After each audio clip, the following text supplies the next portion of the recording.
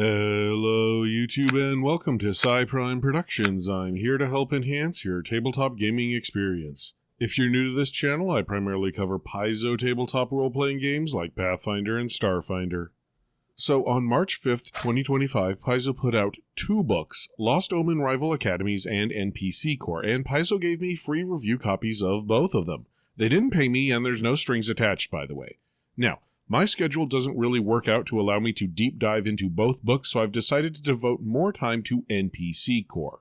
That video should be coming out in a week or two. This is a long and roundabout way of saying that this is going to be a quick and fast look at just a few of the options from Rival Academies. Sorry, I just don't have the bandwidth right now to do two full book reviews in addition to everything else. I promise I will get to the Casey Jones build in the thumbnail, but first, super quick overview of the book. The framing device of Lost Omens Rival Academies is that there are these 6 academies that get together and invite a few other academies to make some token appearances, and then they discuss the World Wound. If you don't know, the World Wound is this scar in Golarion where fiends could jump from their home plane to Golarion, and really it corrupted the land. The World Wound was closed in the Pathfinder 1st Edition Adventure Path Wrath of the Righteous, but there are still fiends and fiendish energies that are hanging around this thing, making the place terrible. So these 6 academies are meeting up to discuss how to cleanse the land and to prevent a wound from opening again. Problem is that whenever you get a bunch of academics around, egos inevitably clash and everyone promptly starts a petty competition instead of actually getting their job done. If you want some more information on Rival Academies, I talk about it a bit more in my February Paizo livestream summary. Link should be on screen right here-ish. Okay, now on to what you probably clicked on this video for, how to build Casey Jones from Teenage Mutant Ninja Turtles in Pathfinder 2e. Now, just know that this won't be a 100% beat-for-beat Casey Jones build. Obviously, I'm going to have to do some stuff because it's Pathfinder and not the Teenage Mutant Ninja Turtles role-playing game. You know what I'm talking about. But if you want to run around and effectively beat up people with sports equipment, this is how I would do it. One of these rival academies is called the Monastery of Unbreaking Waves. There's a long history here, but basically it was a famous martial arts academy. It got destroyed, abandoned, and then reclaimed. It was underwater for a while, but I guess now there's an above-water branch for all the air breathers out there. One of the new options attached to the Monastery of Unbreaking Waves is a new Magus subclass called Resurgent Maelstrom. And this is our Casey Jones build because this Magus subclass is built around improvised weapons. This Magus doesn't suffer penalties to use improvised weapons, and they transfer all the runes from their hand wraps of mighty blows to their improvised weapons. So, you could make a character who runs around with a golf bag of improvised weapons like a hockey stick and baseball bat and use whichever ones you want at any given time. There are some new rules for this Magus. Your improvised weapons largely fall into 3 categories. Small, one-handed improvised weapons that count as a D4 agile backstabber weapon, maybe like a shiv.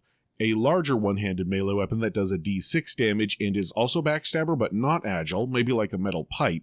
And a two-handed weapon that is maybe like a hockey stick, that is forceful. Now, the GM determines the damage die for the larger weapon, but it has to be at minimum a D6 weapon. The actual rules are a little bit different and wonky, but that's kinda sorta how it works. I think this could be a fantastic character for versatility. This is because when this Magus is in Arcane Cascade stance, these improvised weapons can do all 3 damage types. Doesn't matter if you're fighting a ooze, zombie, or amalgamate, you can have the right damage type. And it would be a great character if you consistently find yourself in fancy balls where you aren't allowed to bring weapons. Now you can just grab the salad tongs and go to town. And because of the whole hand wraps transfer their runes to improvised weapons thing, you can have fully magicked out cold iron, dawn silver, or adamantine weapons by just using chunks of those metal as improvised weapons. I think. There's a bit that's up to GM interpretation. It's probably not going to be the most powerful build, but it would be a very versatile and very flavorful build.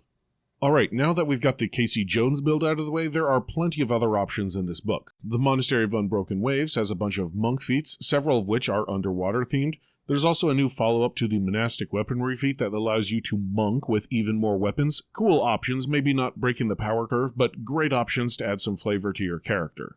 Now, I'm going to do a quick rundown of all of the other academies. I won't be able to hit all of the things, so I'm just going to hit the highlights. Please note that in addition to what I say, each section of this book that is devoted to a school also has 3 NPCs related to that school. These NPCs don't have stat blocks, but it does talk about what they do and what their interests are. I think each school also has their own archetype as well. The hosts of this shindig are the Academy of Reclamation. They are the closest to the remains of the World Wound, and they are full-on spiritualists who are mostly interested in cleansing the corruption there.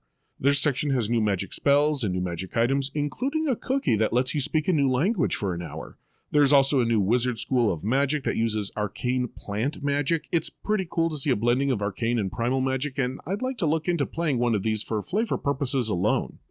The Kobe Slarney School is a school from the Fey realm that is on the back of a giant sentient elephant who is also their headmaster. This section has a few new items, spells, familiar options, and a new witch patron that is that giant elephant. Strangely enough, the patron's tradition is a cult. You might think it should be primal because Fey are traditionally associated with primal stuff, but there is a kind of logic that is kind of complicated to explain. I'll put it on screen so you can pause the video and read about it.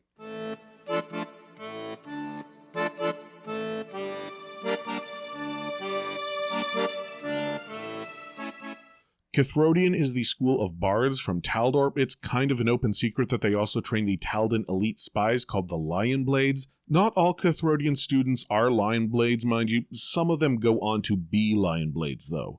All in all, though, it's a school about stories and magic and storytelling, and also talking about how awesome Taldor is. Their section mostly has new items that are like for plays and stuff, but could have some uses outside of the theater. The Magaambya Academy is from Garund, and it was founded by a famous dual-class wizard druid who lived thousands of years ago. The Strength of Thousands adventure path takes place at this school. They also have a tradition of storytelling, but the big thing in this section is the new wizard school called the School of Rooted Wisdom. This is interesting because the school has branches, so you get some base abilities from Rooted Wisdom, and then you can pick one of the other branches for some other abilities. Again, it's kind of hard to explain in this short video. I'll put up a description on screen for you to pause and read here.